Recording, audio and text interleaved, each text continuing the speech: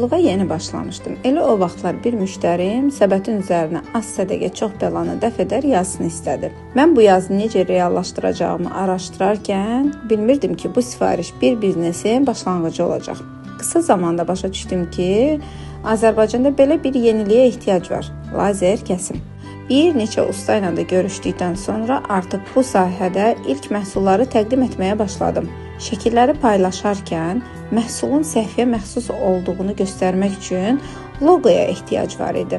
Elə loqolar hazırlamalı idim ki, bu iş filan səhviyyə məxsusdur. Əl işi görən Azərbaycanlı xanıma dəstək verən bir səhifənin təsisçisinə çevrilmişdim. Və pandemiya başladı.